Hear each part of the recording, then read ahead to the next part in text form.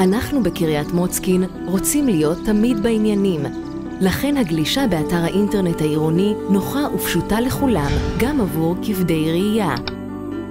המידע באתר מעודכן סביב השעון. אפשר לשלם חשבונות, להוריד טפסים, אפילו לקבל מלגה וגם לצפות בשידורים חיים של טקסים ואירועים חשובים בעיר.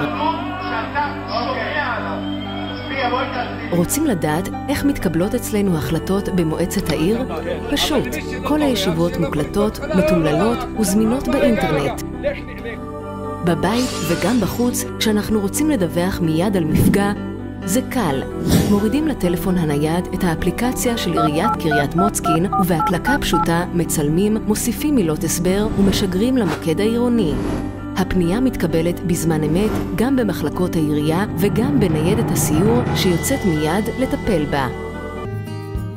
באפליקציה גם ניתן לחייג ישירות לגורמים עירוניים שונים, לקבל עדכונים ולהתמצא בעיר בעזרת מפות שמתעדכנות בזמן אמת.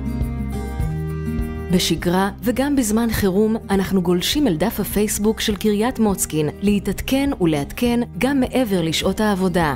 היי, אז כנסו גם אתם ועשו לנו לייק. בערוץ היוטיוב העירוני מחכים לנו עשרות סרטונים עכשוויים המתארים את כל מה שחשוב ומעניין בעיר. ארכיון תצלומים מרתק נמצא ברשת פליקר. זהו אוסף התצלומים העירוני של מוצקין. שם אפשר לראות מה עשה לנו הזמן. סרקנו אלפי תמונות מהווי היישוב מיום שנולד ב-1935 ועד ימינו. ולפניכם אלבום תמונות מרהיב.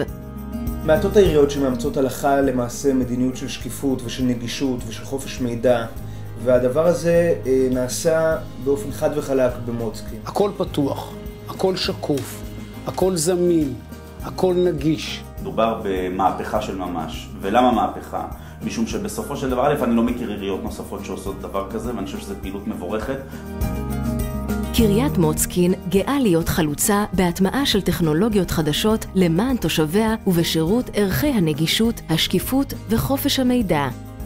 חזית טכנולוגית חדשה במוצקין.